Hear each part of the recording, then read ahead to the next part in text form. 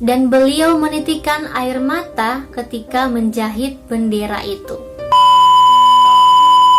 Hai, welcome to PS YouTube channel. Jadi di video ini aku mau menceritakan ke kalian profil dari Ibu Fatmawati Soekarno dan kisahnya menjahit bendera merah putih yang dikibarkan pada tanggal 17 Agustus 1945.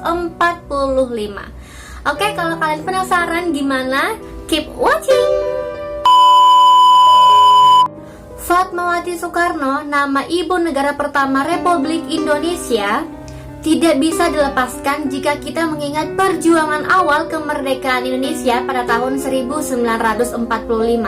Ibu Fatmawati, istri Presiden Soekarno, sosok di balik bendera merah putih yang berkibar saat proklamasi kemerdekaan Indonesia pada tanggal 17 Agustus 1945.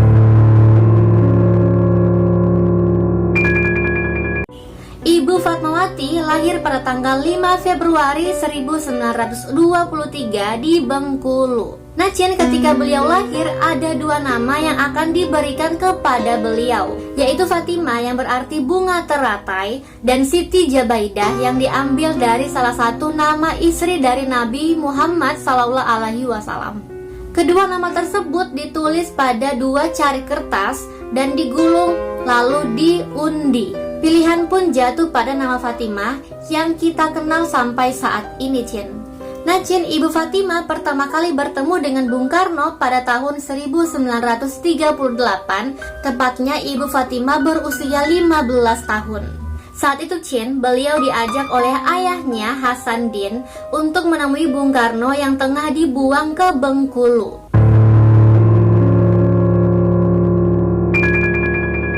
Cinta pada pandangan pertama mungkin ungkapan yang tepat untuk menjelaskan awalnya munculnya benih cinta antara Bung Karno dengan beliau. Dalam buku catatan kecil bersama Bung Karno yang ditulis oleh Ibu Fatmawati, masih kuingat aku mengenakan baju kurung merah hati dan tutup kepala foil kuning di bordir. Ibu Fatmawati menceritakan pertama kali beliau bertemu dengan Bung Karno. Pertemuan tersebut menggetarkan hati Bung Karno dan ingin menikahi Ibu Fatmawati. Ibu Fatmawati pun akhirnya menikah dengan Bung Karno pada bulan Juli 1943.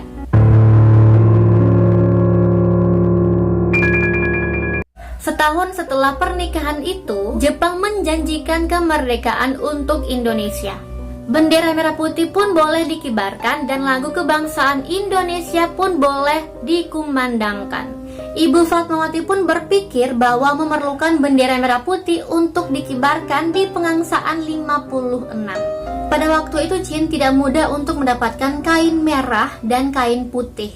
Karena pada saat itu barang-barang ekspor impor berada di tangan Jepang.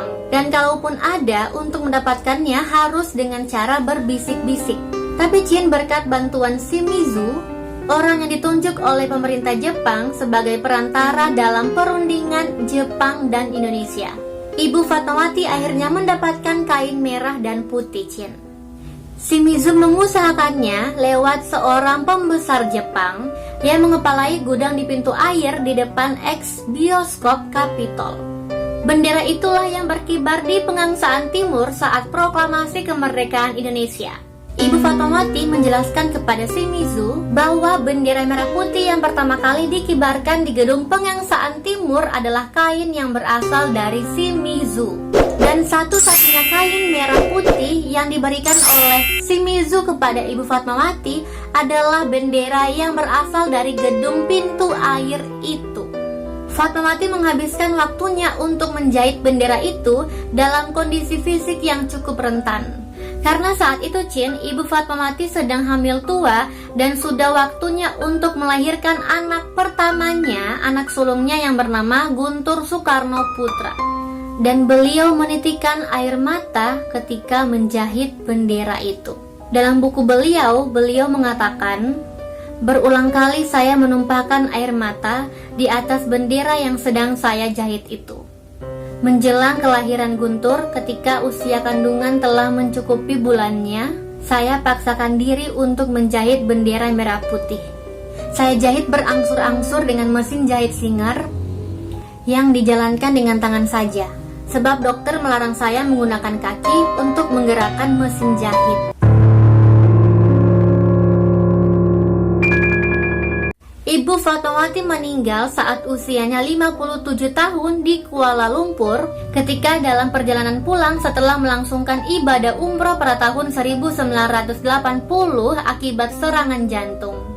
Ibu Fatmawati mendapatkan gelar pahlawan nasional dari pemerintah pada tahun 2000, 20 tahun setelah wafat beliau. Pemberian gelar pahlawan itu berdasarkan keputusan Presiden nomor 118 tahun 2000. Pada tanggal 9 November tahun 2000, Putri Fatmawati Sukmawati Soekarno Putri menilai gelar pahlawan nasional itu diberikan kepada ibunya termasuk terlambat. Oke Cin, begitulah profil dari Ibu Fatmawati dan kisahnya dalam menjahit bendera merah putih. Bagaimana Cin menurut kalian? Komen di bawah. Oke Cin, sekian dulu video hari ini. Kalau kalian suka sama video ini, please like this video. Jangan lupa komen di bawah kalau kalian mau request aku bikin video apalagi selanjutnya. Dan tentunya subscribe dan nyalain notifikasinya supaya kalian gak akan ketinggalan sama video aku berikutnya. Dan jangan lupa juga follow Instagram aku @putrisabria supaya kalian juga gak akan ketinggalan sama video atau update-update dari aku. Oke? See you next video.